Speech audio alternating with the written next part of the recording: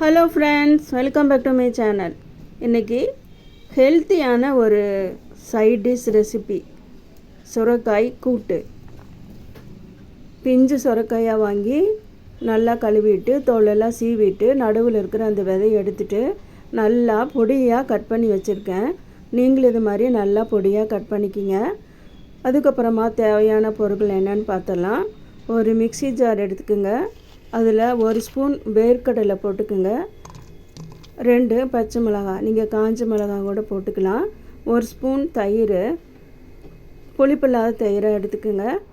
அதுக்கப்புறமா தேங்காய் துருவல் ஒரு ஸ்பூன், 2 ஸ்பூன்,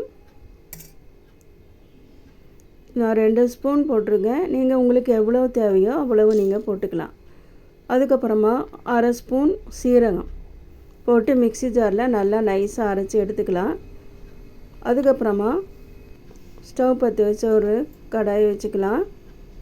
கடாய் ஹீட் ஆனதும் சன்ஃப்ளவர் ஆயில் ஊற்றிக்கலாம். நீங்கள் நல்லெண்ணெய், தேங்காய் எண்ணெய், உங்களுக்கு விருப்பமான எண்ணெய் ஊற்றிக்கலாம். எண்ணெய் ஹீட் ஆனதும் கடுகு போட்டுருங்க. கடுகு நல்லா பொரிஞ்சதும் ஒரு சின்ன வெங்காயம், பெரிய வெங்காயத்தில் ஒரு சின்ன வெங்காயம் நல்லா பொடியாக கட் பண்ணி கடுகு பொரிஞ்சதும் போட்டுருங்க.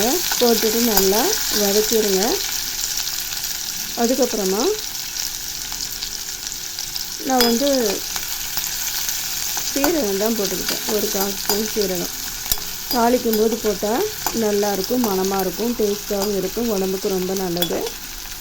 முதல்லையே போட்டு அரைச்சிருக்கோம், இருந்தாலும் பரவாயில்ல, தாளிக்கும் போது போட்டால் நல்ல மணமாகவும் டேஸ்ட்டாகவும் இருக்கும். அதுக்கப்புறமா கட் பண்ணி வச்சுருக்கிற சுரைக்காய் நல்லா பொடியாக கட் பண்ணியாச்சு.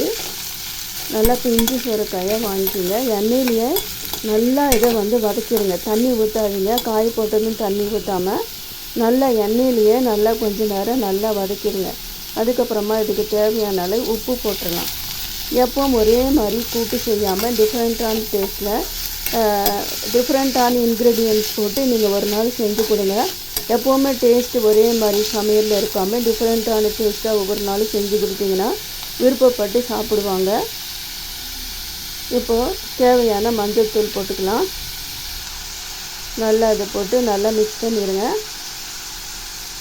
அதுக்கப்புறமா எப்பவும் கூட்டு செஞ்சாலும் பொரியல் செஞ்சாலும் தேங்காய் எண்ணெய் ஊற்றி செஞ்சு பாருங்கள். ரொம்ப சூப்பராக இருக்கும், டேஸ்ட்டு நல்லாயிருக்கும். அதனால் தேங்காய் எண்ணெய் கொஞ்சமாக நான் ஊற்றிக்கிட்டேன்.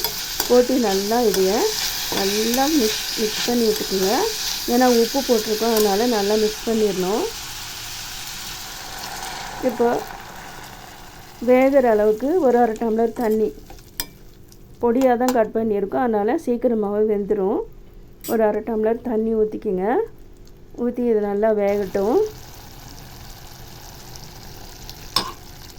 நல்லா வெந்ததுக்கப்புறமா நம்ம மிக்ஸி ஜாரில் அரைச்சி ரெடி பண்ணி வச்சுருக்கிற இந்த கலவையை இந்த தேங்காயெல்லாம் போட்டு, தயிர் போட்டு, வேர்க்கடலை போட்டு, பச்சை மிளகாய் போட்டு, சீரகம் போட்டு நல்லா மணமாக இருக்கும், டேஸ்ட்டாக இருக்குங்க. ஒன் டைம் இந்த மாதிரி நீங்கள் செஞ்சு பாருங்கங்க. வெறும் வெள்ளை சாதம் வச்சு இந்த கூட்டு பண்ணி நம்ம இந்த வெள்ளை சாதத்தில் போட்டு சாப்பிட்டாலே அவ்வளவு டேஸ்ட்டாக இருக்கும். கூட அப்பளம், அதுக்கப்புறமா நல்லா காரசாரமான ஒரு சைட் டிஷ் ரெசிபி நீங்கள் செஞ்சு சாப்பிட்டு பாருங்கள். ரொம்ப சூப்பராக இருக்குங்க. குழம்பு வைக்க டைம் இல்லை, குழம்பு வைக்க போர் அடிக்குது அப்படின்னு இது மாதிரி ஒரு கூட்டு நீங்கள் செஞ்சு கொடுங்க. ரொம்ப சூப்பர் டேஸ்டியாக இருக்கும். இந்த மாதிரி நிறையா ரெசிபீஸ் இருக்குது. என்னோடய வீடியோஸை பார்த்து கிளிக் பண்ணுங்கள், சப்ஸ்கிரைப் பண்ணுங்கள். உங்களுக்கு பிடிச்சிருந்துச்சுன்னா ஃப்ரெண்ட்ஸ் அண்ட் ரிலேட்டிவ்ஸ் கூட நீங்கள் ஷேர் பண்ணுங்கள். இதே மாதிரி வேறு ரெசிபி ஏதாவது வேணுன்னா எனக்கு கமெண்ட் பண்ணுங்கள்.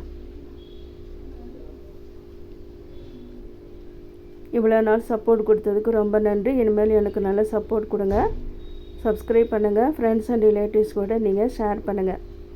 மீண்டும் இதே மாதிரி வேறு ஒரு ரெசிபியோட அடுத்த வீடியோவில் உங்களை நான் சந்திக்கிறேன். தேங்க்யூ ஃபார் வாட்சிங்.